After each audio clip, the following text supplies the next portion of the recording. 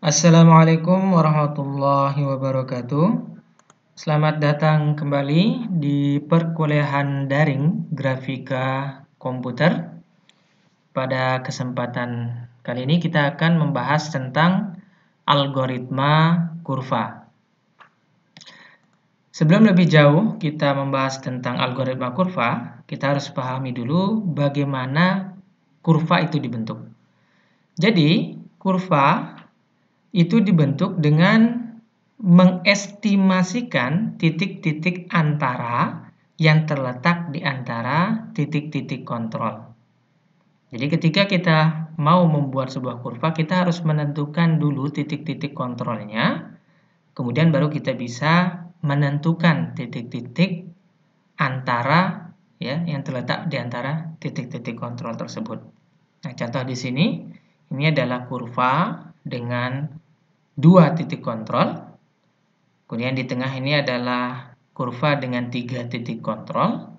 Dan yang paling kanan ini adalah kurva dengan 4 titik kontrol. Nah, masing-masing kurva dengan titik kontrolnya itu memiliki nama yang berbeda-beda. Nah, untuk kurva dengan 2 titik kontrol itu biasanya kita sebut sebagai kurva linear. Atau kadang kita sebut langsung sebagai garis lurus atau garis linear. Nah, jadi titik kontrolnya ada 2, yaitu P0 dan P1. Kemudian yang dengan 3 titik kontrol biasanya disebut sebagai kurva kuadratik. Dengan titik kontrolnya P0, P1 dan P2. Nah, sementara dengan 4 titik kontrol di sini disebut sebagai kurva kubik. Ya, titik kontrolnya adalah P0, P1, P2, dan P3.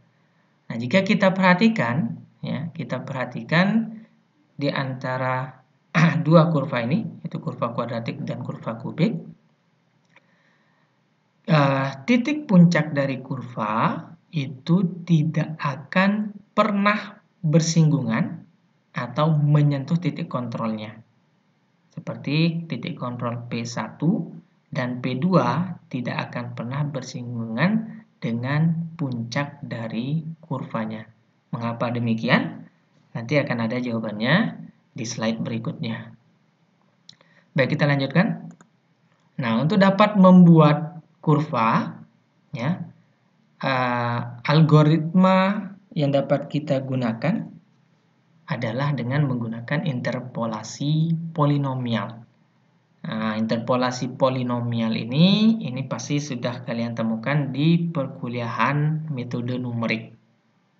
Di perkuliahan metode numerik. Karena dengan melakukan interpolasi polinomial, itu kita bisa menentukan titik-titik di antara 2 titik yang sudah diketahui atau titik kontrol tadi. Nah, lebih jelas tentang interpolasi polinomial, itu nanti bisa kalian kembali review di perkuliahan metode numerik.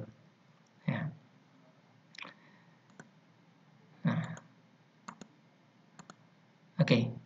Nah, salah satu jenis kurva yang dapat dibentuk dari turunan interpolasi polinomial atau polinomial, kita sebut sebagai itu, penerapannya adalah kurva spline. Nah, kurva spline ini dia adalah penerapan polinom order rendah pada sebagian titik kontrol tersebut. Jadi kalau dia ordernya order rendah, itu kita masih sebut sebagai kurva spline untuk polinom order rendah. Nah, sementara kalau kurva order 3 itu disebut sebagai spline kubik. Nah, dalam prakteknya, spline lebih disenangi ketimbang polinom order yang lebih tinggi. Karena memang dia adalah polinom order rendah, artinya tentunya perhitungannya akan lebih gampang. Nah, tetapi di sini ada perbedaan jenis ketika kita menerapkan ordernya. Nah, untuk kurva spline yang order 1, jadi garisnya itu garis lurus, tegas, rigid. Jadi antar titik kontrol langsung bertemu. Nah, ini dia adalah kurva spline order 1. Kalau order 2 sudah membentuk seperti kurva, akan tetapi masih belum tepat dengan titik-titik kontrolnya. Nah, sementara untuk spline kubik itu lebih baik daripada spline order 2 karena bentuknya ya, terutama yang titik-titik kontrolnya itu sudah diikuti oleh garis kurvanya. Nah, tapi ini ilustrasinya saja. Artinya ya, ini menunjukkan bahwasanya ketika ordenya semakin tinggi, maka otomatis kurva yang terbentuk akan semakin detail dan mendekati bentuk aslinya. Nah, ini akan sangat berlaku di penerapan yang lain seperti pada sinyal 2 dimensi, itu citra, dan 1 dimensi, contohnya suara dan lain sebagainya. Nah, ini dia kurva spline. Nah, salah satu jenis kurva spline yang lain itu namanya kurva B-spline. Nah, kurva B-spline ini adalah kurva spline untuk aplikasi grafik sejumlah titik kontrol dapat ditambahkan untuk memanipulasi bentuk kurva agar lebih mendekati bentuk aslinya. Nah, ini lebihnya bentuk kurva spline atau B-spline. Jadi, ketika kita mau membentuk suatu objek yang lebih kompleks, itu kita bisa membuat titik-titik kontrol yang mendekati bentuk aslinya. Contoh di sini, ya, di sini ada penjelasannya. Di sini adalah bentuk dari kurva dengan sejumlah M titik kontrol, ya, di mana pada contoh ini digunakan 3 titik tetangga. Yang mana titik tetangganya yang memiliki tanda-tanda tambah 1, tambah 2, atau minus 1 ini. Jadi titik aslinya, titik nolnya ya di I sini. Ya, kemudian I plus 1, I plus 2, dan I minus 1 ini adalah titik tetangga. Nah, ini dia kurva B-spline. Nah, kemudian ada juga kurva yang diterapkan pada polinomial order 3 atau yang lebih tinggi. Nah, untuk penurunan polinomial order 3, seperti ini gambarannya. Ya. Nah, lebih jelasnya nanti balik lagi untuk dirujuk di perkuliahan metode numerik. Nah, tapi di sini kita sudah mempelajari langsung penerapannya ya. Jadi supaya kalian tidak merasa oh ini kita kuliah metode numerik ternyata mungkin tidak bermanfaat. Ternyata di sini manfaatnya ya. Jadi kita sudah bisa lebih jelas memahaminya. Nah, kurva untuk polinom lebih tinggi untuk order 3 itu salah satunya adalah kurva Bezier. Ya, karena kurva Bezier ini memerlukan kalkulasi polinomial order tinggi. Nah, di mana titik-titik ujung itu dapat terhubung dan pasti mengikuti titik-titik kontrolnya. Artinya, ketika kita menerapkan kurva Bezier, ya, jenis kurva yang kita hasilkan, bentuk kurva yang kita hasilkan itu akan sangat mendekati aslinya, bergantung dari titik-titik kontrol yang kita berikan. Nah, sebelum lebih jauh kita perlu memahami dulu dari mana sih kurva Bezier ini datang.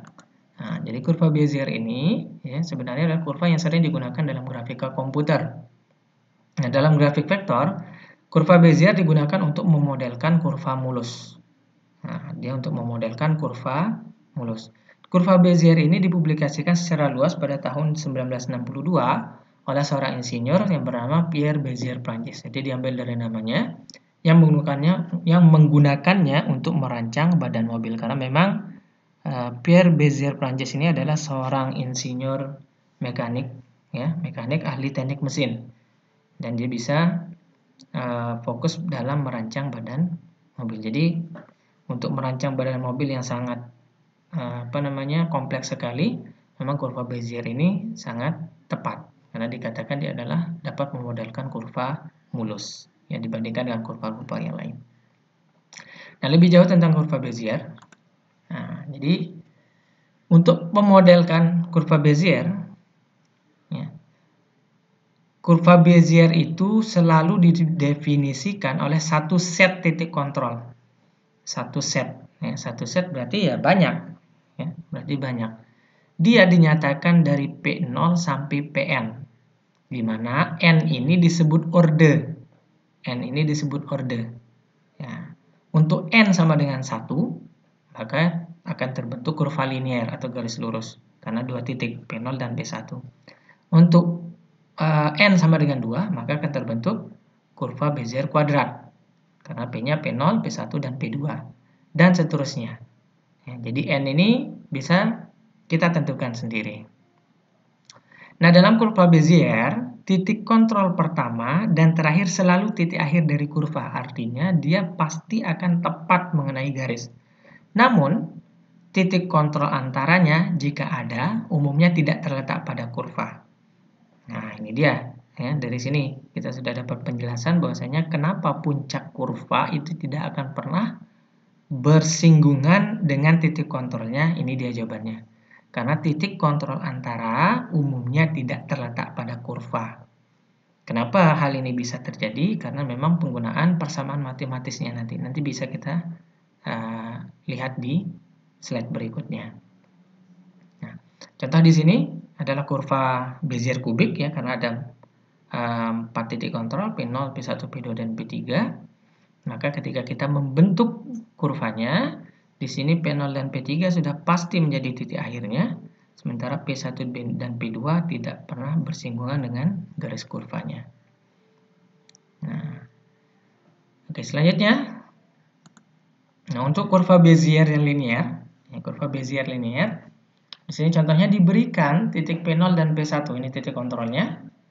Kurva Bezier linear adalah sebuah garis lurus antara dua titik, di mana kurva ini diberikan oleh persamaan BT sama dengan P0 ditambahkan T dikali P1 dikurangi P0 disama dengan 1 min T dikali P0 ditambah T dikali P1.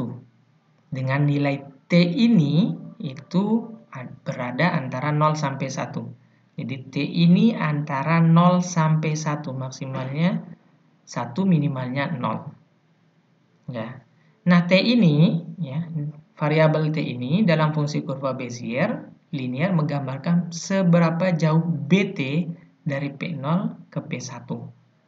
Ya, artinya perubahannya kalau di dalam metode numerik itu kadang kita sebut sebagai delta X. Ya, delta X selisihnya. Nah, yang nilainya itu sangat kecil, kemudian dapat bergerak. Nah, seperti itu. Jadi kita asumsikan seperti itu. Nah, di sini misalnya ketika T sama dengan 0,25, maka BT adalah seperempat dari jalan dari titik P0 ke P1. Kenapa seperempat? Karena memang maksimalnya adalah 1. Ya, maksimalnya adalah 1, maka otomatis 0,25 ini adalah seperempat jalannya. Nah, seperti bervariasi dari 0 ke 1, BT menggambarkan garis lurus dari P0 ke P1. Perhatikan di sini, di dalam animasinya, T-nya ini berubah-ubah. Ya, T-nya berubah-ubah dari 0 sampai ke 1. Maka otomatis ketika dia T-nya sama dengan 0,25, seperti pada penjelasan ini, maka dia berada tepat di seperempat dari panjang garisnya. Ya, seperempat dari panjang total garisnya. Nah, sekitaran di sini. Nah, ini untuk kurva linear. Berikutnya, untuk kurva Bezier kuadrat. Nah, jadi kurva Bezier kuadrat itu titik kontrolnya ada 3, P0, P1, P2. Maka persamaan kurvanya ini dia. Ya, ini dia langsung yang udah jadi. Jadi BT sama dengan 1 dikurangi T kuadrat dikali P0 ditambah 2 dikali 1 min T dikali T dikali P1 ditambah T kuadrat dikali P2. Ingat, tanda kuadrat ini menyatakan kurva kuadrat. Ya, kurva kuadratik. Nah, kemudian bagaimana cara kita menentukan titik-titik untuk kurva kuadratik, kurva Bezier? Nah, untuk kurva Bezier kuadratik perlu dibangun titik antara. Nah, jadi ketika kita mau menentukan titik-titik antara, ya, titik-titik antara titik kontrolnya, ya, dari 0 sampai 1, maka perlu dibangun titik antara. Ini titik bantuan, disebut sebagai Q0 dan Q1. Sebagaimana T bervariasi dari 0 sampai 1. Nah, kalau kita perhatikan di sini, ya, ini adalah kurva Bezier kuadrat, titiknya adalah P0, P1, dan P2. Maka untuk dapat menentukan Q0 dan Q1 ini, ya, itu caranya kita dapat mencari dulu titik tengah antara P0 dan P1. Kemudian kita cari juga titik tengah antara P1 dan P2. Setelah kita peroleh titik tengah keduanya dari P0 P1 dan P1 P2, baru kita bisa membuat garis Q0 Q1. Ya, Q0 Q1, yaitu yang menghubungkan antara titik tengah P0 P1 dan P1 P2. Nah, kemudian titik tengah antara Q0 dan Q1 ini nanti pasti akan menjadi puncak dari kurvanya. Ya, sehingga inilah yang menyebabkan mengapa kurva itu tidak akan pernah bersinggungan dengan titik kontrol antaranya. Nah, ini dia. Jadi memang dia menerapkan persamaan, namanya persamaan titik tengah, yang dikembangkan lebih kompleks atau disebut sebagai persamaan de Castelliu. Nah, ini contoh animasinya. Ya. Kali ini misalnya udah bergerak ya. Sementara kalau dalam perhitungan menggunakan persamaan titik tengah atau de Castelliu itu kita harus mencari dulu titik tengahnya, baru kita bisa mencari titik-titik antaranya yang lain di sini. Ya, tapi yang pasti di sini tepat titik tengah untuk puncaknya. Nah, ini dia. Ini untuk yang kurva Bezier kuadratik. Nah, bagaimana dengan order yang lebih tinggi? Untuk order yang lebih tinggi, ini contoh order 3, ini sama, serupa ini dengan yang tadi. Tentunya akan lebih banyak lagi titik garis bantu yang dibutuhkan untuk membentuk sebuah kurva. Sama juga halnya dengan di order 4. Nah, seperti ini. Ya, jadi akan lebih banyak lagi. Nah, mungkin kita masuk ke contoh ya, ke contoh soal bagaimana menerapkan kurva Bezier untuk membuat suatu kurva. Nah, di sini diketahui 3 buah titik kontrol dengan koordinat C1 atau P0, nilainya 1,2, X1, X2, Y1, 1,2. Kemudian P1 atau C2, ya C2 atau P1, X2, Y2, itu 7,10. Kemudian P2, nah, C3, ini menjadi P2, titiknya adalah X3, Y3, 15,4. Nah, dengan menggunakan kenaikan T sama dengan 0,02, maka tentukanlah 1, berapa titik yang digunakan untuk membangun kurva Bezier. Dan 2, berapa nilai titik pada kurva ketika T-nya sama dengan 0,8. Nah, untuk persoalan nomor 1, ini yang ditanyakan adalah berapa jumlah titik yang kita butuhkan untuk dapat membangun kurva Bezier dengan titik kontrol C1, C2, dan C3. Dan kenaikannya adalah 0,02. Nah, sementara nomor 2 itu adalah menentukan nilai titik X, Y pada kurva ketika T-nya sama dengan 0,8. Kenaikannya tadi 0,02. Nah, yang ditanya di sini adalah ketika T-nya sama dengan 0,8 berapa titik X, Y-nya. Nah, kita langsung masuk ke jawabannya. Nah, jadi solusinya tadi kenaikannya adalah 0,02, sementara sudah dibahas tadi nilai T itu minimalnya adalah 0 dan maksimalnya adalah 1. Sehingga untuk menentukan jumlah titik maksimal untuk membentuk kurva pada titik kontrol C1, C2, dan T3, itu kita ambil nilai maksimalnya, kemudian kita bagi dengan perubahan T-nya yaitu 0,02. Sehingga jumlah titik kontrolnya 1 dibagi 0,02 sama dengan 50 titik. Ya, jadi ada 50 titik. Selalu 1 yang digunakan untuk sebagai yang dibagi, ya, sebagai pembilangnya. Nah, kemudian persoalan B nomor 2. Ya, karena terdiri dari 3 titik kontrol, maka persamaannya kita bisa bentuk. Jadi enaknya dengan persamaan kurva Bezier itu kita bisa bentuk persamaan kurva Beziernya. Nah, kita ketahui titik kontrolnya ada 3. Nah, persamaan umumnya adalah X plus Y, ya, dalam kurung pangkat N-1. N-1. N-nya sama dengan 3, maka kita ganti di sini sama dengan 3. Sehingga kita dapat membentuk nanti persamaan garisnya, fungsinya adalah X plus Y kuadrat. Ya, X plus Y kuadrat.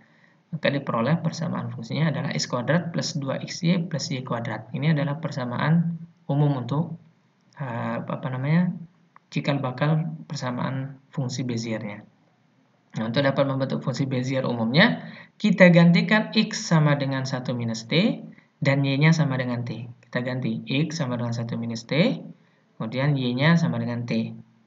Ya, kemudian kita olah lagi tentunya jika ada bentuk kuadrat, maka diperoleh persamaan umumnya untuk persamaan Bezier 3 titik kontrol adalah LT sama dengan 1 minus T kuadrat plus 2 dikali 1 minus T dikali T plus T kuadrat. Nah, otomatis dia adalah kurva Bezier kuadrat.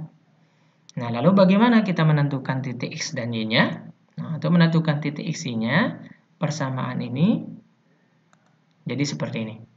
Jadi, untuk menentukan titik nilai X-nya, setiap persamaan tadi kita kalikan dengan nilai X masing-masing titik kontrol.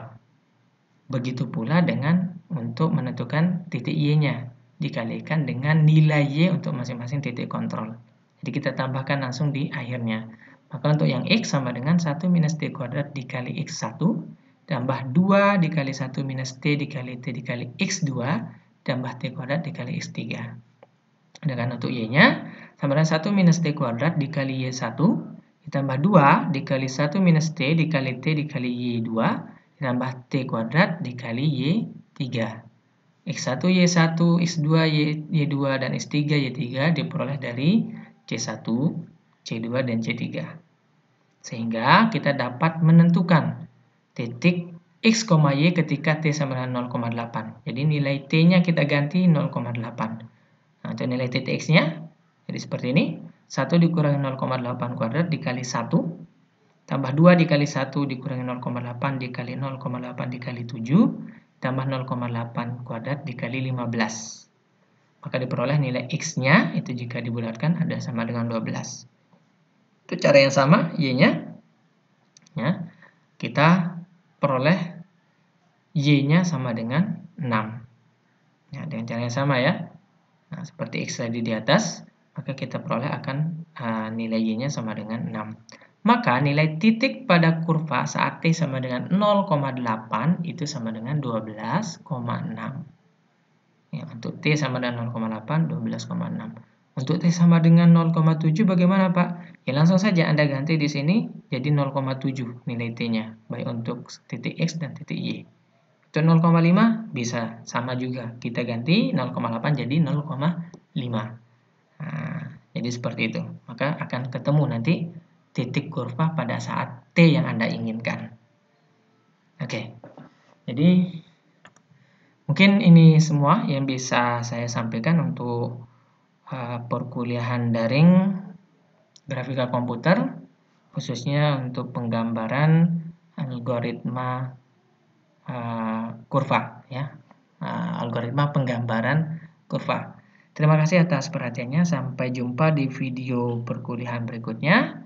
Tetap semangat dan wabillahi taufiq wal hidayah. Wassalamualaikum warahmatullahi wabarakatuh.